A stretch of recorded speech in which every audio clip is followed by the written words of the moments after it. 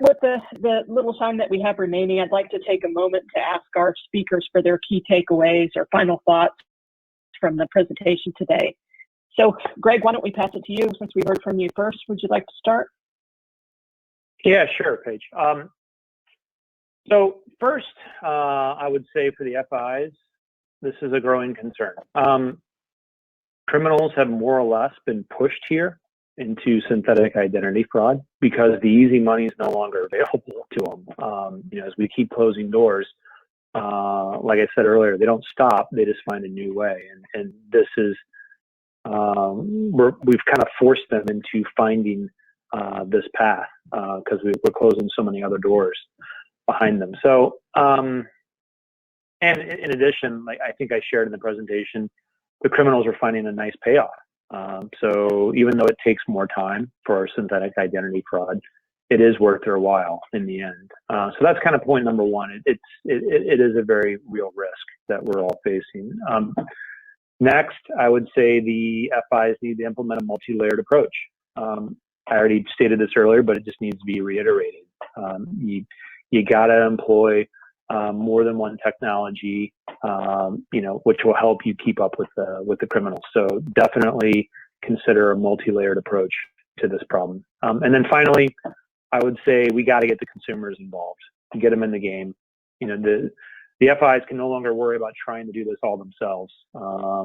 Yes, there can be the concern over friction, but like I mentioned, our own consumer research is showing the consumers know the risk is out there anyway, and they're ready. They're ready to take some ownership. They're asking us to give them some tools so they can actually start proactively monitoring their data. So seriously considering what you can offer as an FI to help them get into the game.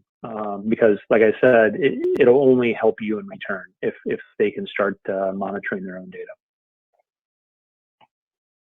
Awesome. Yeah, the collaboration across ecosystems is really critical, and I think awareness and education really key. Thanks, Greg. Bruno, can you share your takeaways from today's discussion? Yeah, excellent. It was really the session today. I completely agree with Greg. I think that it's a multi-layer approach, and what I haven't seen also in the couple of years as well, and especially with the rise of the synthetic identity fraud, it's the institutions, they cannot just translate what they have on physical, the process that they have to completely re-architect the way they're going to go on the digital transformation, go to the digital channels, and sometimes reducing the physical presence and some situations going completely digital. For example, digital banks, they have to completely re-architect the process to onboard customers, and of course to deal with customers in this situation. And another thing that I'm completely sold in this situation is when looking for. I don't think that, for example, one financial institution, they can, of course, detect everything, and they will be able to raise the bar against the fraudster alone. It's an industry problem. So looking for ways that financial institutions, they can share data in a confidential way because of course the compliance and all those regulation that exists around exists. So looking for technology like multi-party machine learning with privacy preserving technology, looking for different sector of the industry that you can partner to identify a situation like this and proactively get in a win-to-win situation among those institutions. It's what I think that it's the industry it's going forward when they're looking for how they can protect identities in the digital age. Absolutely. Thanks, Bruno. And last but certainly not least, Shamika, can you share your key takeaways?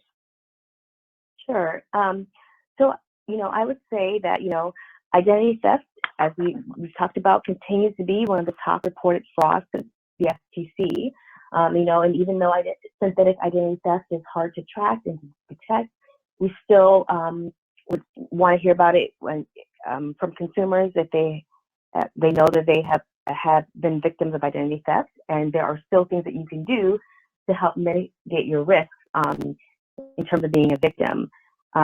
Another point would be that the pandemic has had a huge impact on identity theft. So you need to be more vigilant, even more so now because of the pandemic and because of all the new opportunities for fraudsters to take advantage of people.